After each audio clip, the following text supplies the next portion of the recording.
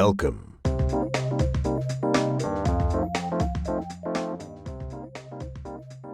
Donc l'extrait que vous allez voir là, que vous allez entendre, se situe à la fin du spectacle. C'est-à-dire que les spectateurs migrants arrivent sur l'île de Lesbos. Bon, maintenant, chers amis, le moment est venu de vous mouiller un peu. La côte grecque, vous la voyez, elle est devant vous. Je vous dis adieu et bonne chance. Quelques derniers conseils, pourtant, avant de vous frotter à l'Europe. Dès que vous êtes à 200 ou à 300 mètres de la côte, détachez le moteur et laissez-le couler. Comme ça, vous êtes sûr que personne ne vous renverra avec le même bateau en Turquie. Criez aussi fort que possible « Allah Ekbar ». Ça alerte les gardes-côtes, ils sauront qu'il y a un nouvel arrivage. Jetez-vous à l'eau et nagez vers la côte. C'est mieux si vous êtes secouru directement dans la mer. On va vous diriger vers un hotspot pour qu'on enregistre vos empreintes et vos noms. Vous dites là ce que vous voulez. Personne ne peut rien vérifier. De toute façon, l'important, c'est de dire que vous voulez demander l'asile. Sono rifugiato, je suis réfugié. I'm a refugee, c'est tout ce que vous devez dire. Mais si vous êtes pakistanais, il faut faire semblant d'être afghan. Sinon, on vous met tout de suite sur une mauvaise liste. Et si vous êtes algérien ou marocain, il faut les convaincre que vous êtes syrien ou irakien. Attention, si vous êtes kurde de Turquie, il faut dire que vous êtes syrien. Sinon, on va vous renvoyer dans votre cher pays. Pour les Africains, je ne sais pas trop quoi vous dire. Le mieux, c'est de passer pour des Somalis ou des Érythréens, ou des Soudanais. Si vous allez en Allemagne, une fois arrivé à la frontière, enfilez un t-shirt avec le portrait d'Angela Merkel. Ça peut aider. Si vous voulez, vous pouvez l'acheter dès maintenant. On vous vend des t-shirts comme ça à 5 € la pièce. Quand vous entrez en Allemagne, dites « c'est Angela Merkel qui m'a invité ». Ça peut aider. Si vous allez au Danemark, attention, ils vont vous confisquer les bijoux et l'argent liquide. C'est mieux de se présenter à la frontière les mains vides. Partout où vous allez, n'oubliez surtout pas que ceux qui ne veulent plus des immigrés sont tout d'abord les immigrés déjà installés en Europe. Conseil pour les garçons, surveillez vos bites. Ne touchez aucune femme, même si elle vous regarde amicalement. Si vous allez à la piscine, ne vous approchez jamais d'une femme à plus d'1 mètre. Ne vous masturbez jamais dans l'eau. Mettez-vous bien ça dans la tête. Ici, les femmes exhibent leurs seins et leurs jambes. Mais ce ne sont pas des putes. N'abordez jamais une femme seule qui fume et qui boit un verre à la terrasse d'un café. Ce n'est pas le profil d'une prostituée. Pour savoir où sont vraiment les putes, demandez-le à un chauffeur de taxi. Attention, au moment où vous remplissez vos demandes d'asile, il y aura des traducteurs qui viendront vous aider.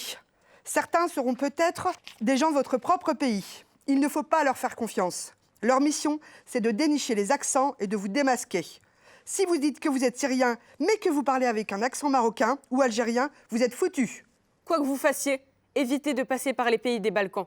La Macédoine, la Serbie, l'Albanie, le Kosovo. C'est pire que chez vous. Ne mettez pas le pied là-bas, vous serez bloqué. Que Dieu vous protège. Un jour, cette terre que vous voyez là sera à vous.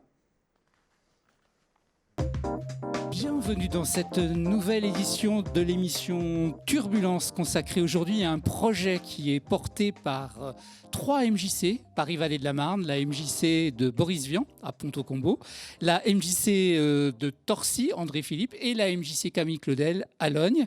Et pour être plus précis, c'est un projet coordonné par Laurent. Laurent qui est ici présent. Bonjour Laurent. Bonjour.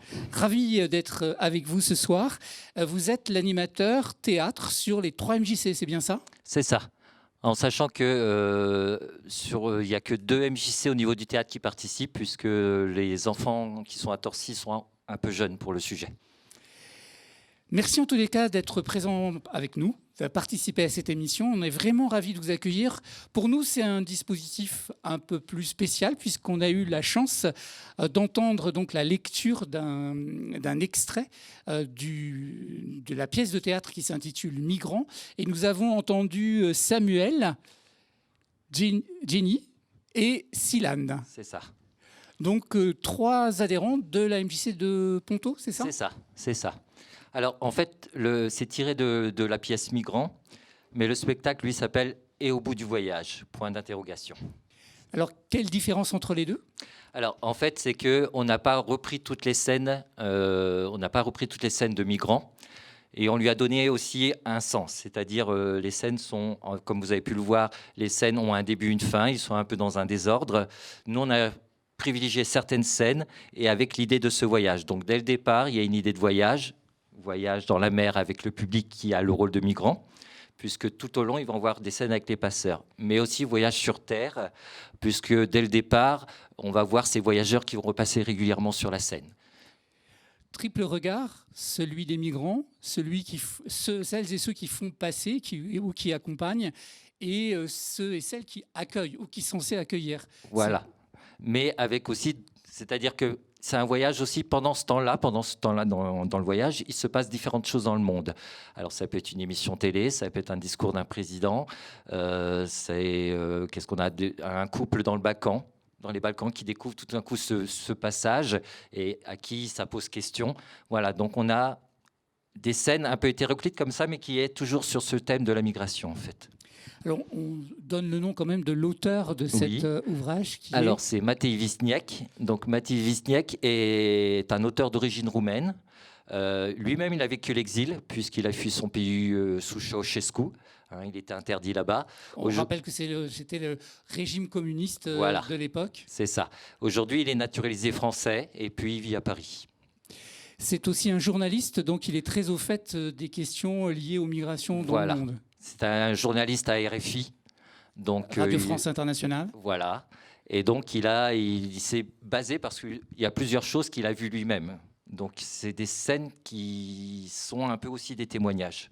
Comment vous avez travaillé finalement ces scènes? Comment vous travaillez avec les adhérents? Et puis, je crois que c'est pas forcément, il y a plusieurs questions en une, c'est pas exceptionnel que vous travaillez autour d'un projet différent, bien sûr, chaque année, mais vous travaillez toujours sur un projet, sur une thématique ou par rapport à une œuvre? Là, c'est ce qu'on appelle un projet croisé, un projet transversal. C'est-à-dire qu'en fait, on travaille avec d'autres disciplines artistiques, notamment la danse. On a de la danse orientale, de la danse hip-hop, de la danse contemporaine, et on a aussi de la musique. Voilà. Et l'idée, c'est que, parce que moi, très très vite, quand j'ai pensé à ce spectacle, je l'ai pensé aussi danser. Donc on ne fait pas ça forcément tous les ans, mais c'est un projet donc, qui regroupe différents groupes des 3 MJC, comme vous avez pu le citer, mais de différents âges, puisque c'est à partir de 11 ans. Et là, vous voyez, on a aussi des adultes, différentes disciplines, etc. Et l'idée, c'est aussi de se rassembler à un moment. Donc on a 3 dimanches comme ça dans l'année où il y a une rencontre qui se fait entre les différents groupes.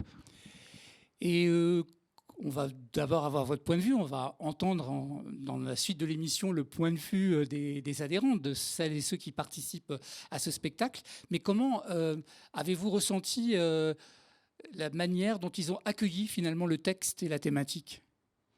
A priori, je dirais bien, parce qu'ils sont vraiment engagés. C'est-à-dire qu'il y a vraiment un véritable engagement. Ils sont là ce soir. Il y a eu des discussions. Ça fait un petit moment qu'on le prépare. C'est-à-dire que moi, dès le début de l'année, je l'ai annoncé, je l'ai proposé. Moi, je travaille dessus depuis 2 ans, puisque ma première lecture remonte déjà il y a 2 ans. Oui, c'est ça. Mais il y a eu le Covid entre-temps. Donc, le projet a eu le temps de mûrir aussi. Et donc, du coup, il s'est aussi agrandi. Comment vous avez rencontré cette pièce, ce texte? Alors, j'ai ouvert un livre. Non, en fait, moi, je fais beaucoup de recherches tout au long de l'année sur des lectures, puisque tout projet, pour nous, démarre par une lecture. Et j'ai lu ce livre pour la première fois et j'ai été secoué. Ça a fait tilt. Pour quelle raison? Parce que c'est un texte fort, un texte qui parle, qui témoigne, et des choses, parfois des angles qu'on n'a pas forcément, qu'on n'imagine pas. Par exemple? Comme le traitement de tout ce qui est des organes humains, par exemple. Voilà. Le trafic d'organes même? Le trafic d'organes, c'est ça, tout à fait. Contre un organe, je te paye ton voyage en Europe. Voilà. Donc pour moi, ce texte, quand je l'ai lu, je me suis dit qu'il fallait faire quelque chose avec. Donc dès le début, au premier confinement, on a fait quelques lectures en visio. Voilà, avec 3 groupes, les 2 groupes ados, donc de Logne et de Ponto, et le groupe adulte de Ponto. Merci. Peut-être qu'on va écouter un 2e extrait. Est-ce que vous pouvez situer ce 2e extrait qui doit normalement, si je ne me trompe pas, être un dialogue entre un couple de Balkans? C'est ça. En fait, c'est un couple qui habite dans les Balkans. Et ils habitent sur un lieu où passent beaucoup de migrants. pour aller en Europe. Et d'un coup, ils découvrent tous ces voyageurs, ces migrants, et voilà, ils se posent énormément de questions par rapport à ça. C'est une scène qui va être développée en 3 parties sur le spectacle. Donc là, vous allez avoir faire en fait à la première partie. Eh bien, on accueille donc Emmanuel et Agnès. Ça va? Ça va. Il n'y a pas des gens qui sont passés devant chez nous Quand? à midi? Il y en avait combien? Beaucoup. Combien? Des dizaines. Il y avait des femmes aussi? Oui, quelques-unes. Bon. Et il y avait aussi quelques noirs. C'est-à-dire? C'est qu'ils étaient noirs. Noirs d'Afrique? Oui. Bon. Tu penses que c'est normal? Bon, qu'est-ce que j'en sais? Moi, je n'ai encore jamais vu de noir. De toute façon, pas ici. J'en ai vu à la télé, mais pas ici, chez nous. Toi, t'en as vu? Non, pas beaucoup. Non, pas beaucoup. Tu veux dire quoi? Rien. À ton avis, ils vont où? Vers la frontière? Chez les Serbes? Oui. Ça, c'est bien. Je me demande, Quoi? pourquoi le bon Dieu a fait les Noirs? Bah, il sait ce qu'il fait. Oui, mais à ton avis? À mon avis, quoi? À ton avis, pourquoi quand même Dieu a fait les Noirs? Bah, parce que c'est normal. On a le jour, on a aussi la nuit. On a l'été, mais aussi on a l'hiver. Dans la vie, on rit et on pleure. C'est pour la diversité. Comme tu peux être bête, Igor. Bah alors, tu n'as qu'à lui poser la question directement. À qui? À Dieu. Moi, je pense qu'il a voulu nous dire quelque chose par ça. Merci Agnès, merci Emmanuel. C'est un exercice qui n'est pas forcément évident. Et surtout, il y a du stress parce qu'on est quasiment dans les conditions du direct et que ce n'est pas du tout habituel. Voilà, je crois que Stéphanie est prête et donc je vais lui céder la parole pour sa chronique. Pendant un court instant, mets-toi dans la peau d'un migrant, d'un réfugié, d'un homme, d'une femme, d'un enfant. Tu dois partir loin de chez toi, trouver un endroit plus sûr, plus libre, plus prospère, aller vers un destin plus favorable pour toi et tes proches. Tu pars pour te protéger de ton pays natal. Tu es à la recherche de la paix que tu ne trouves plus chez toi. Tu es déterminé, tu es prêt à entrer clandestinement dans ce nouvel Eldorado. À quel prix? Dans quelles conditions? Avec quelle chance d'y rester, de ne pas être expulsé? Tu es prêt à endurer souffrance, privation, solitude. Tu es prêt à mettre ta vie en danger, à faire front aux obstacles qui ne manqueront pas de s'ériger devant toi. Maintenant et pendant un court instant, redevenons celles et ceux qui habitent une terre d'accueil de migrants ou de réfugiés. Sommes-nous prêts ici et maintenant à recevoir des personnes touchées par des conflits politiques ou religieux, la misère économique ou écologique, l'absence d'avenir? Des personnes contraintes de partir, de renoncer à leurs racines, même si elles restent gravées en elles. Sommes-nous prêts à les accepter telles qu'elles sont, dans leur diversité, et à recevoir d'autres façons de penser? S'insérer dans un autre pays est souvent compliqué. L'État aide bien sûr les migrants et les réfugiés, mais c'est plus ou moins bien compris, plus ou moins accepté par certains d'entre nous. Comment concilier ce que nous sommes et ce qu'elles sont? Comment pouvaient-elles garder leur intégrité malgré les changements endurés? Le migrant ou le réfugié a besoin de gagner de l'argent pour subvenir à ses besoins et celles de sa famille, qu'elle soit restée au pays ou non. Qu'il ait ou pas un diplôme qu'il ne pourra de toute façon pas faire reconnaître ici. Il occupe un boulot mal payé, difficile à tenir, travaillant de longues heures pour un salaire de misère. Pourtant, il s'accroche pour faire venir les membres de sa famille et la nourrir. Pourtant, nous, habitants d'un pays d'accueil, nous pouvons voyager pour le travail ou les loisirs. Nous avons la liberté de déménager loin de chez nous pour changer d'horizon, satisfaire notre soif d'aventure, vivre mieux, alors que le migrant, le réfugié, se bat au quotidien pour survivre. Alors commençons tout simplement à nous voir tels que nous sommes, des êtres humains. Arrêtons de nous pourrir la vie en nous mettant dans des cases migrants, réfugiés, français, descendants d'immigrés. Je ne suis pas magicienne, mais chacun a le droit d'avoir une vie décente. Chacun a le droit d'avoir des ambitions qui, au fil du temps, peuvent se concrétiser, toujours avec le risque de tout perdre. Si je t'ai invité pendant un instant à te confronter à la migration et ses difficultés, c'est pour que tu comprennes que tout le monde, à un moment donné, peut être concerné. Regarde autour de toi la fragilité de ce monde. La solidarité est bel et bien là en cas de catastrophe naturelle ou humaine. Elle se manifeste d'abord à l'égard de certains pays considérés comme proches. N'est-il pas de notre devoir que cette solidarité aujourd'hui sélective concerne demain toutes les régions du monde? Merci.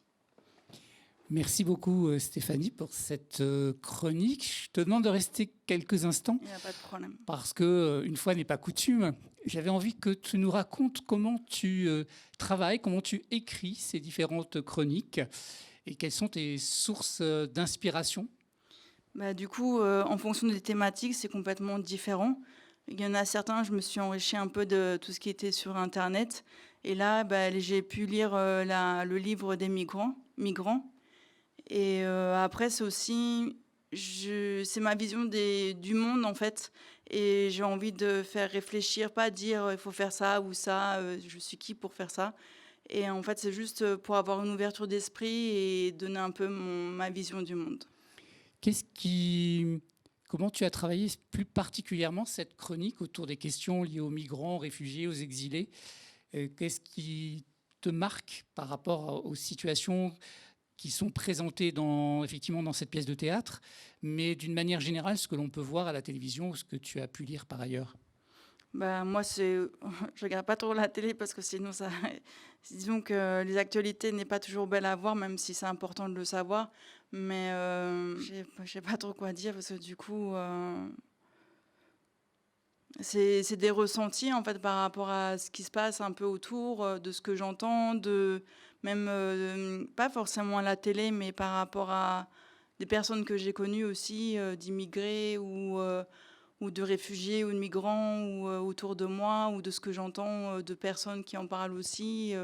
Donc du coup, c'est plus par rapport à mon expérience de témoignage qui me touche. Et voilà, je voulais aussi dire un peu comment je voyais les choses, quoi. Merci beaucoup Stéphanie. J'espère qu'on va se retrouver pour la prochaine émission. Merci beaucoup, c'est gentil. Bonne soirée. Vous allez vous applaudir, parce que c'est vrai que d'habitude on a un peu de public, là on en a moins que d'habitude, mais on est suffisamment nombreux peut-être pour applaudir Stéphanie et vous applaudir aussi.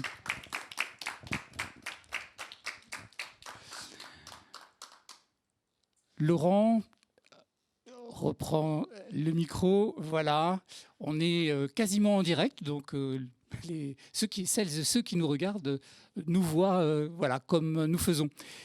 On va écouter une troisième lecture. Est-ce que vous pouvez situer la scène que l'on va entendre? Alors, c'est une scène d'une répétition d'un discours d'un président européen avec son coach. C'est-à-dire, l'idée, c'est comment je fais passer les idées, comment je fais passer ce que je veux.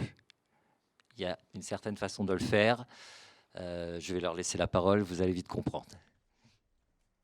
On ne peut pas recevoir toute la misère du monde. Exclu. On n'a jamais dit qu'on peut recevoir toute la misère du monde.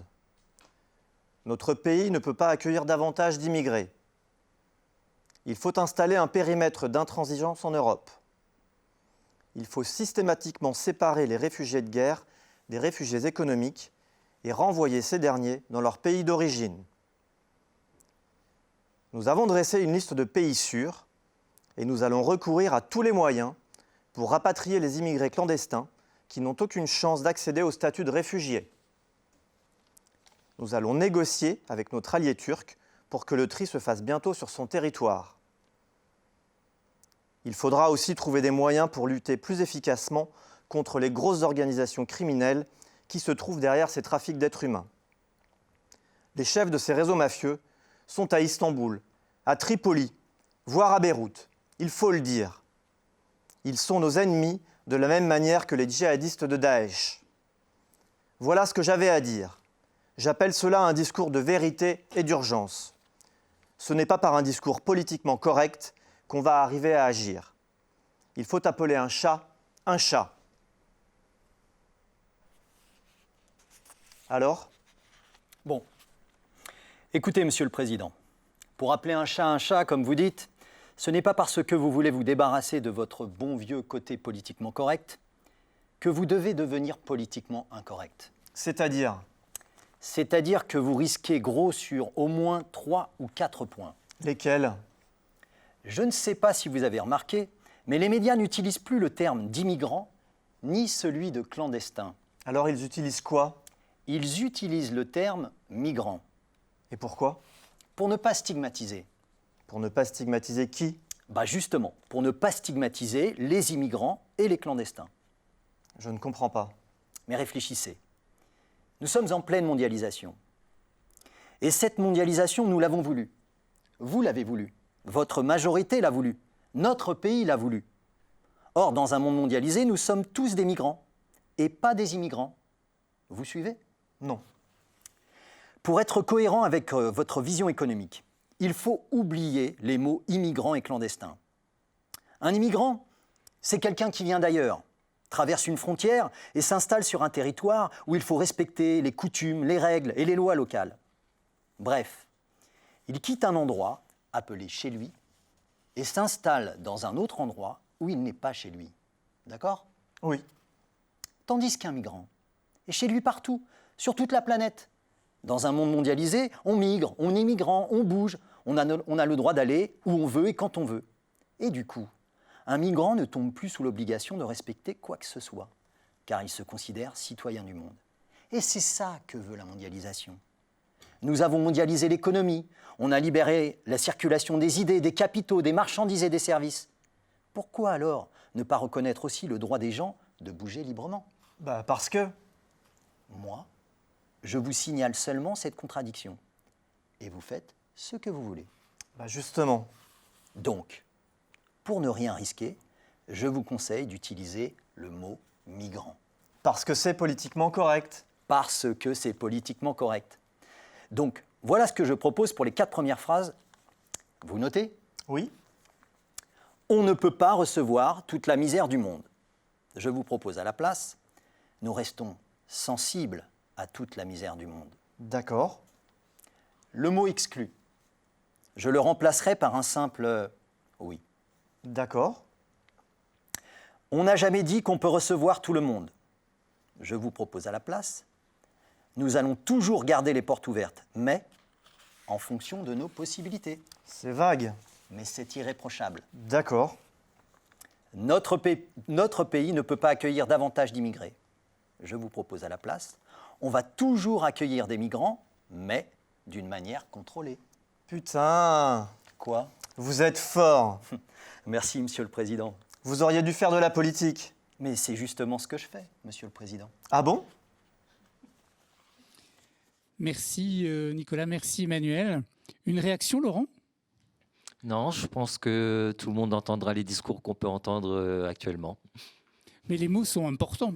Bien sûr. L'idée, c'est comment je fais passer la pilule à un peuple. Et l'idée, c'est de pouvoir garder un pouvoir et d'être réélu. On va, Laurent, essayer de voir avec celles et ceux qui participent de ce projet, leur vision du projet, leur réaction. Samuel, oui, effectivement, il manque Célia. Voilà, l'équipe au complète, en tous les cas pour ce soir. Quelle a été votre première réaction lorsque Laurent vous a proposé ce projet ? Vous étiez étonné, intéressé, inquiet sur la façon de travailler ? Intéressé. Emmanuel, oui. Oui, intéressé. En fait, c'est un sujet très intéressant et je pense que dans une période où on trie les migrants, moi, voilà, pouvoir porter un texte comme celui-là, où vraiment on dit les choses de manière assez crue et montrer la réalité aux gens qui vont nous regarder, je trouve ça très intéressant. Oui, je pense qu'on a tous Jenny? tout de suite adhéré au projet, il me semble. Alors, avec plus ou moins d'interrogations parfois, ou plus ou moins de... Quel type d'interrogation, par exemple? De se dire qu'effectivement, est-ce que le texte n'était pas trop cru, ou est-ce que on allait faire passer les bonnes idées? Mais on en a aussi beaucoup parlé avec Laurent, on en a aussi beaucoup parlé entre nous. Du coup, ça a permis aussi d'éclaircir des interrogations, mais en tout cas, on est tous motivés, et comme disait Manu, dans un contexte actuel où... avec la guerre ukrainienne, où effectivement il y a beaucoup de migrants, ça permet aussi peut-être de soulever des débats, notamment sur qu'est-ce qu'un migrant, qu'est-ce qu'un bon, mauvais migrant, ou enfin, en tout cas, parce que voilà, ça pose des questions, et je pense que c'est aussi ça le but du spectacle, c'est aussi que les gens Alors, on n'est pas là pour faire du prosélytisme ou pour dire qu'on détient la parole ou la vérité, hein. Mais en tout cas, c'est de faire en sorte que les gens se posent des questions, je pense. Alors, on va peut-être préciser que nous enregistrons le 19 avril 2022, donc entre les 2 tours des présidentielles, où le sujet est très d'actualité. Il y a la guerre en Ukraine, effectivement. Et on rappelle, il n'y a pas si longtemps que ça, qu'en août 2021, effectivement, des Afghans ont dû quitter leur pays, leur territoire, avec l'arrivée des talibans au pouvoir. C'est pour situer, pour celles et ceux qui nous écouteraient dans quelques années, là où nous situons aujourd'hui. Oui, ou les Syriens, par exemple, que finalement personne ne voulait accueillir. Enfin, en tout cas, ça pas. Donc, ça a soulevé un autre débat que les Ukrainiens. Je ne suis pas en train de dire. En tout cas, ça soulève un débat. Laurent ? Moi, si je peux rajouter quelque chose, l'idée, c'est que ça pose question et pas d'amener des réponses. Voilà, on raconte une histoire qui, derrière, il y a des questions. Je voudrais soulever quand même, il y a quelques temps, juste avant la guerre en Ukraine, je voudrais rappeler quand même qu'à la frontière polonaise, il y avait des Syriens et des Afghans qu'on a laissés mourir dans le froid, dans la forêt, parce qu'ils étaient repoussés des 2 côtés. Et ils étaient beaucoup moins nombreux. Autant, je dis, et je le dis comme génie, il faut aider les Ukrainiens actuellement, mais on s'aperçoit qu'on aurait pu faire la même chose à ce moment-là. Du coup, Laurent, pour vous, le théâtre, c'est à la fois du loisir, mais ça doit aussi interpeller sur des sujets d'actualité ou des sujets qui nous concernent. Oui, tout à fait. Même si ce n'est pas un sujet d'actualité. Là, par exemple, avec les enfants, on travaille sur tout ce qui est au niveau de l'écologie. Donc, moi, ce que j'aime dans ce travail, c'est qu'en même temps, en effet, c'est un loisir puisque c'est l'engagement de chacun. Mais en fait, pourquoi j'appelle les passeurs de texte mes groupes, c'est-à-dire que tout projet démarre par une lecture. Et dans un texte, il y a une porte qui s'ouvre sur le monde. Et on va voir ce qu'il y a derrière cette porte. Et ça permet de créer des échanges, de l'information, parfois même des témoignages. Et c'est comme ça qu'on grandit, je pense. Sur le texte, une porte qui s'ouvre, qu'est-ce le texte que vous travaillez en ce moment? Donc, qu'est-ce qui vous a le plus surpris, étonné, choqué? Nicolas? Alors, moi, pour ce qui me concerne, c'est le quotidien des migrants qu'on a du mal à imaginer. Enfin, ce qu'on voit, évidemment, c'est à la télé. C'est souvent leur arrivée en Europe. Et on a du mal à imaginer tout le parcours qu'ils vivent, tous les obstacles qu'ils doivent surmonter. Et ça, j'ai trouvé ça très, très frappant. Il y a plein de choses que j'ignorais, notamment effectivement le trafic d'organes, le côté aussi pécunier du voyage. Ça leur coûte extrêmement cher. Enfin voilà, moi ça c'est un point qui m'a beaucoup interpellé, et c'est ça que j'apprécie dans ce texte, c'est le quotidien de ces gens qui traversent l'Europe pour venir chez nous. Une manière effectivement de découvrir les réalités quotidiennes. On rappelle dans le texte, c'est dit, entre 3 000 et 6 000 euros pour traverser à 100 dans un bateau qui est souvent un Zodiac, je sais plus. Oui, c'est ça. En fait, c'est les plus aisés qui peuvent se permettre, parce que la plupart restent dans les pays limitrophes, parce qu'ils n'ont pas les moyens. Mais il y a aussi tout le business qu'on fait à côté, c'est-à-dire quand on développe pour des entreprises des détecteurs de battements de cœur, c'est aussi une bonne affaire. Agnès? Oui, moi je veux bien prendre la parole aussi parce que c'est un texte que je trouve très puissant, presque violent, et moi qui me qui me bouscule beaucoup, sous beaucoup d'aspects. Il prend les choses avec de l'humour, de l'ironie, et c'est vrai que je trouve que c'est très délicat de traiter de ces sujets qui me semblent être très chauds pour les enfin voilà, au niveau de la population générale, mais aussi dans le vécu et la misère dans laquelle sont ces gens-là me semble difficile, enfin complexe à aborder sous ces aspects-là. Il y a des scènes qui sont humoristiques, comiques. Il y en a d'autres qui sont presque qui sont décapantes, quoi. Enfin, voilà. Moi, je trouve que le téléachat, par exemple, c'est une scène qui est presque dans l'outrance. On rappelle que, on explique, pardon Agnès, on explique que dans cette scène, le téléachat porte justement sur des produits, des marchandises qui visent à détecter des clandestins ou bien à proposer un mur barbelé, je crois. Enfin, en tous les cas. Alors celle-ci, on la montre pas, c'est juste celle avec les détecteurs de battement de cœur. Mais on a aussi dans la pièce cette deuxième. Donc là, c'est du téléachat autour de produits destinés finalement à se protéger contre, entre guillemets, l'invasion des migrants. Donc vraiment ma question, c'est comment le public peut recevoir ce genre de choses? Est-ce qu'on peut rire de tout? Est-ce que voilà, c'est un peu ces questions-là qui me travaillent, si je puis dire. Mais ça m'empêche pas de participer au projet et voilà, de porter par le groupe, etc. Et puis d'y prendre un grand plaisir. Mais je pense que moi, ça me bouscule beaucoup en tout cas. Et voilà, je suis en questionnement. Peut-on rire de tout? Ouais. Est-ce que vous voulez réagir à ça? Oui, mais pas avec n'importe qui. Laurent? On peut rire de tout, mais pas avec n'importe qui. Une autre réaction? Peut-on rire de tout? Comme vous le disiez, on est entre les deux tours de l'élection présidentielle.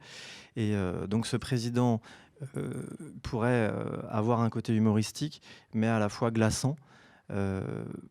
Voilà, parce qu'il délivre un discours qui pense être de vérité et que j'espère on n'aura pas à subir dimanche soir. Et voilà, donc à la fois ça peut être un petit peu drôle si c'est joué avec du recul et de l'ironie, mais c'est aussi frappant et inquiétant. Ouais, je me permets de rebondir sur ce qu'il vient de dire. On parlait de la scène tout à l'heure de téléachat. C'est un peu dans le même esprit, c'est-à-dire qu'il pousse à bout la dérision jusqu'à montrer ce que serait prêt à faire la société de consommation. C'est-à-dire qu'on est prêt à vendre des produits pour détecter les migrants et ça choquerait personne. Et je pense que c'est un petit peu ce que fait l'auteur, sa volonté. Mais le produit existe. Hein. Le produit existe. Il n'est pas vendu au téléachat, mais il existe. Mais il existe réellement. Parce que ça va très loin. Même dans le texte, ce n'est pas simplement faire le tour d'un camion. À un moment donné, c'est si vous voulez détecter dans votre jardin, chez vous, etc. Quoi. Donc ça pousse très très loin, en fait, cette peur. Et on joue sur la peur, en fait. Peut-on rire de tout? Est-ce que vous voulez à nouveau réagir? Alors, je ne sais pas effectivement si on peut rire de tout, mais en même temps, peut-être, je pense que oui, en fait. Je pense qu'il ne faut pas s'interdire non plus tout.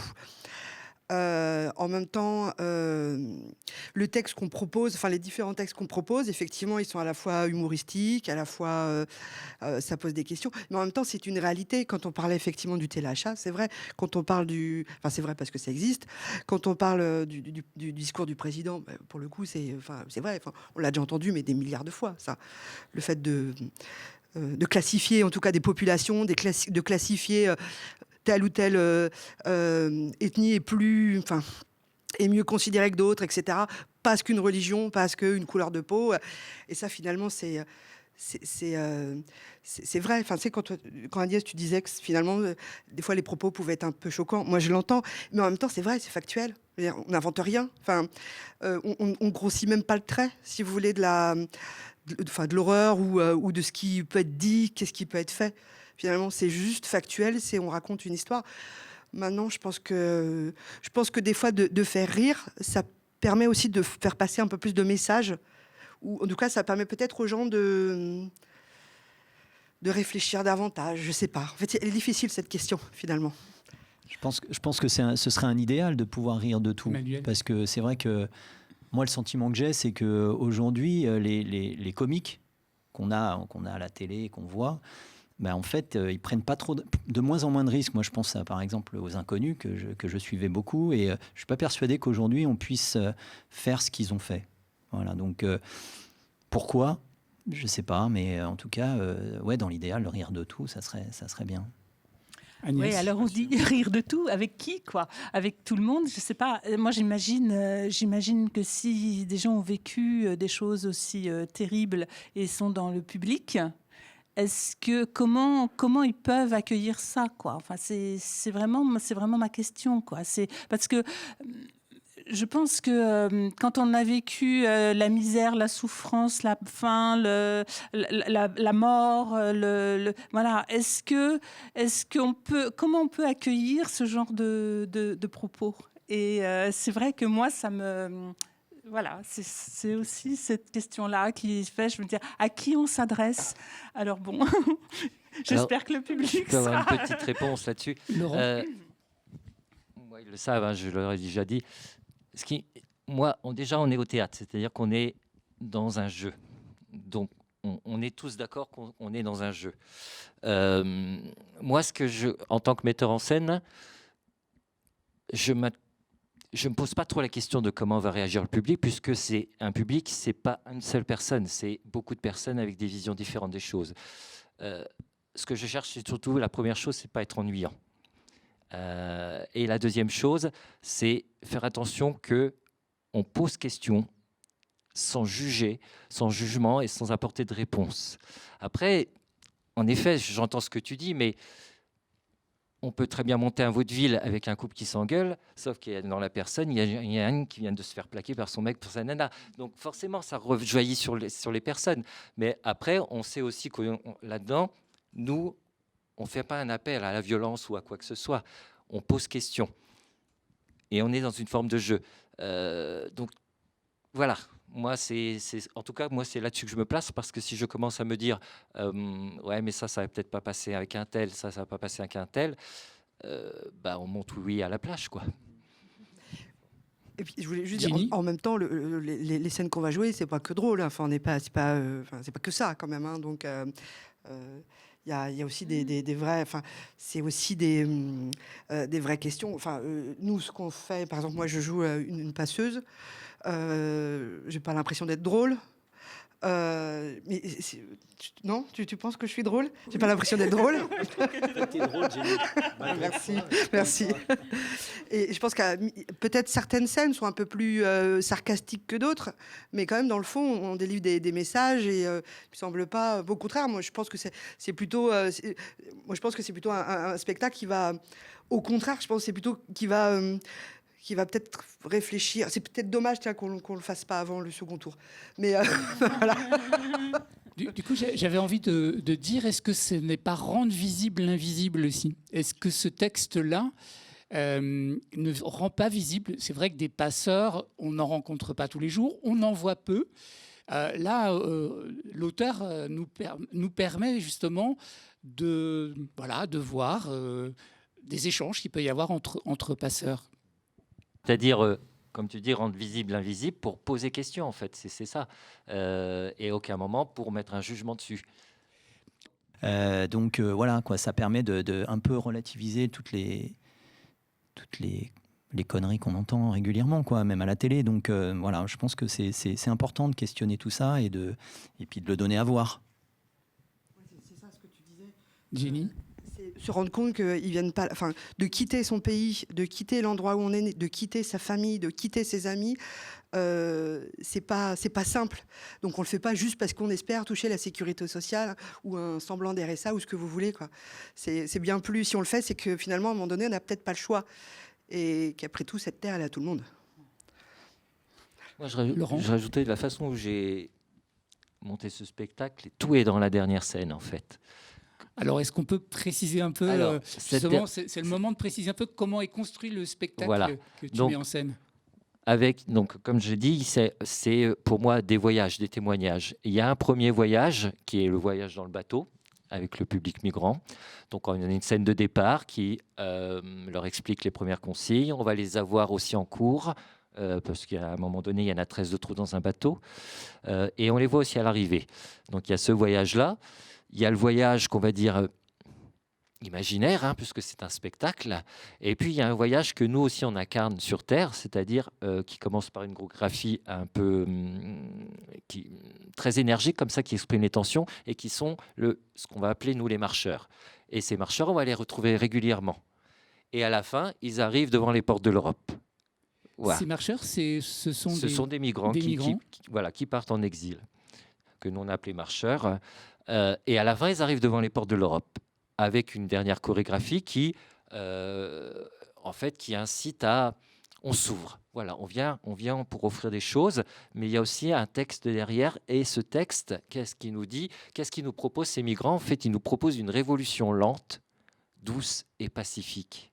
C'est quoi cette révolution? En fait, c'est est-ce que nous, on sera suffisamment intelligents pour construire un nouvel modèle de société où la vie sera vivable pour tous, et on est bien au-delà des questions migratoires, hein, il y a le climat, il y a plein de choses, ou est-ce qu'on va continuer à poser des barbelés, à stigmatiser, à attiser les haines, la violence? Voilà. Les politiques, nos gouvernements ont fait un choix, mais peut-être qu'on n'est pas obligé de les suivre. Voilà. Mais moi, c'est cette question-là. Et ça prendra, comme c'est marqué, ça prendra un siècle peut-être. On va naviguer, quand à un moment donné, il y a cette image de naviguer sur nos dilemmes, nos différences, etc. Et ça sera dur, mais on ne pose pas de barbelés sur des dilemmes. C'est ce qu'il nous raconte. En fait, ce que nous propose ce groupe, c'est débarbelisons-nous. C'est ça la révolution. Et créer un nouvel modèle de société pour que tous, on puisse vivre, en fait. Une réaction au propos de Laurent? Pas évident d'intervenir après. Hein. Je suis d'accord avec lui. Une révolution, ça ne peut être que dans la violence, à mon sens. Mais est-ce que finalement les situations des migrants ne sont pas elles-mêmes violentes? Est-ce qu'on n'euphémise pas, on ne prend pas en compte justement leur arrivée? Est-ce qu'on ne cherche pas à euphémiser la violence qu'ils subissent? Oui, bien sûr, probablement. Quand on parle de pacifisme, c'est-à-dire on va résoudre le problème, pas l'arme à la main, quoi.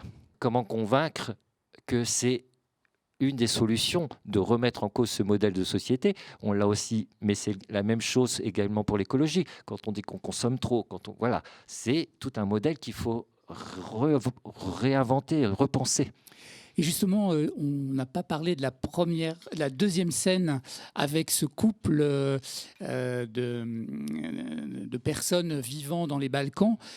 Cette scène, elle est particulièrement forte dans la mesure où là, ces personnes ne portent pas jugement de valeur sur ce qu'elles voient, mais sont assez déroutées par le fait de voir des personnes noires qu'elles n'ont jamais vues et de l'inquiétude que ça peut susciter. Peut-être peut-on aussi comprendre leur réaction? Comment dirais-je, il y a le poids aussi des conventions, de la société derrière, de l'étrangeté. Enfin bon, c'est vrai que c'est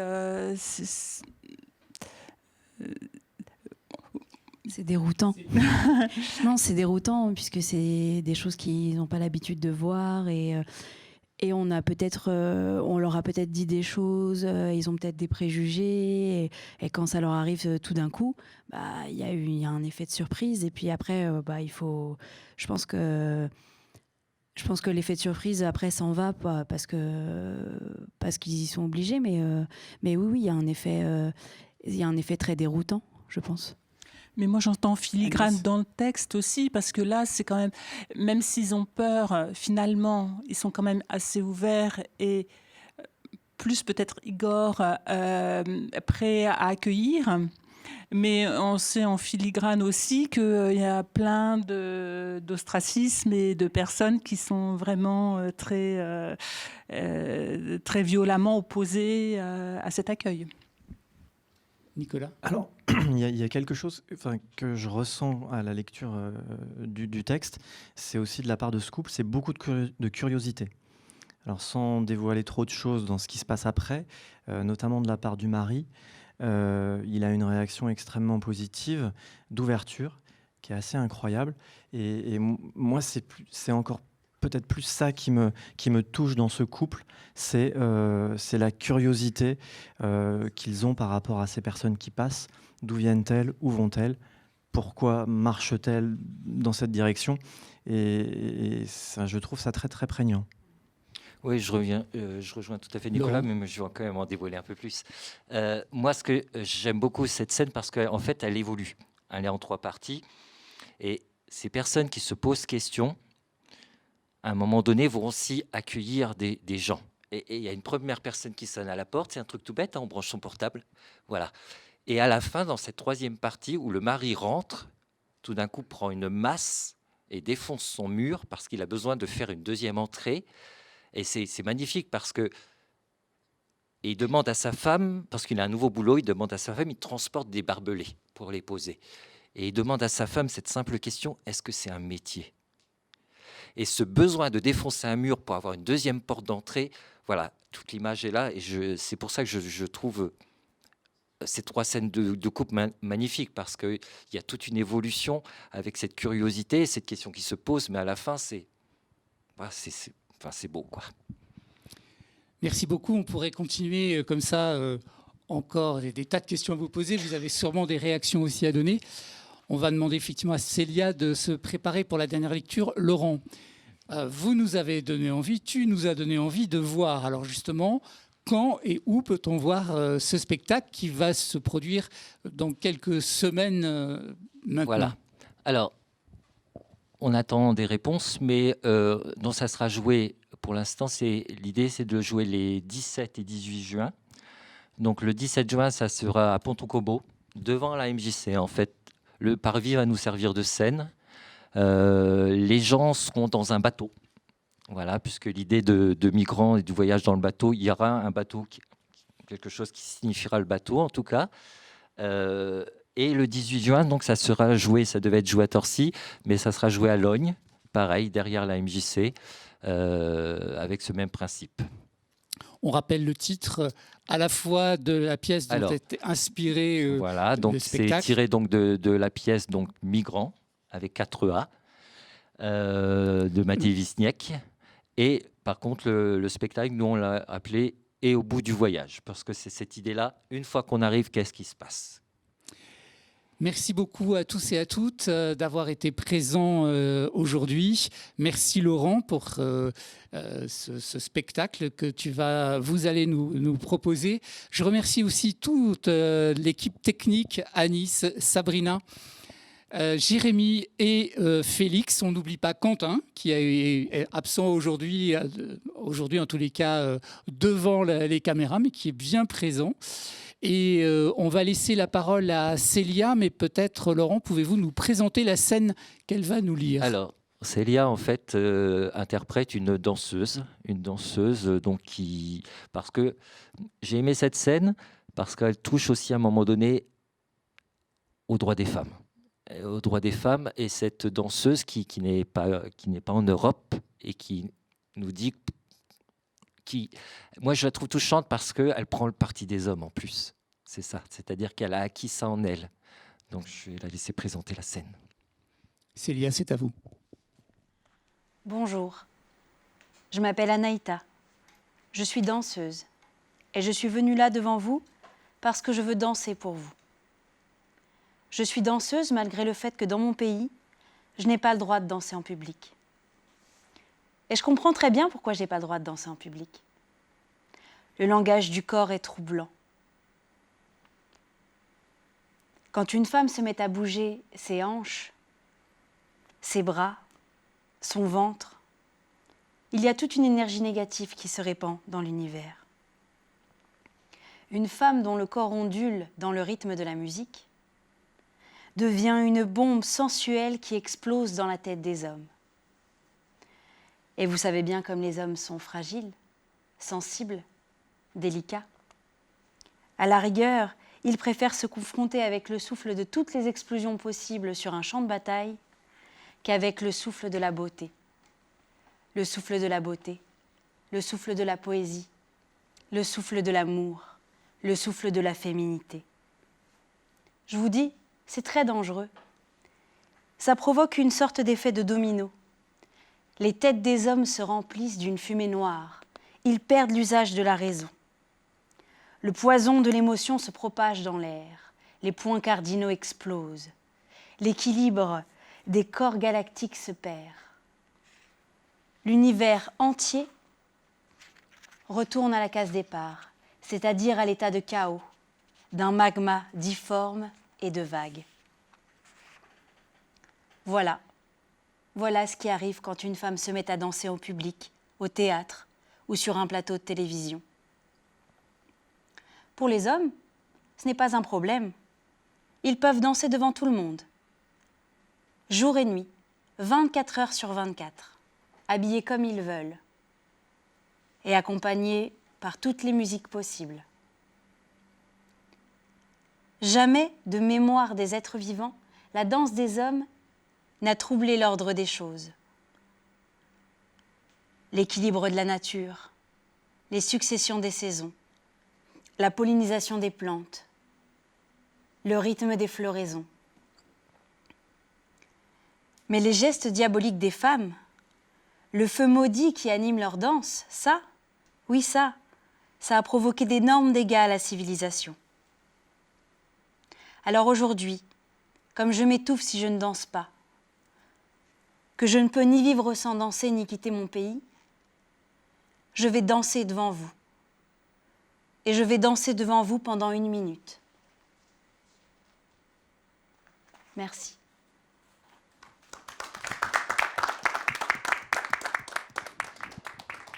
Je précise, parce que là, on ne l'a pas dans la mise en scène, c'est qu'elle sort un sablier et elle ne bouge pas pendant 1 minute. Et à la fin, elle dit merci. Mais la force de ce texte, c'est qu'il est dans la bouche d'une femme. C'est ça que je trouve beau. Merci Laurent, merci à toutes et à tous. Cela nous montre que pratiquer des activités en MJC, ça donne un grand sens aux choses. Et merci encore d'avoir participé. On était vraiment tous et toutes ravis de vous accueillir. Ainsi s'achève l'émission Turbulence à la MJC de Ponto Combo, bien sûr. Au revoir Laurent, merci.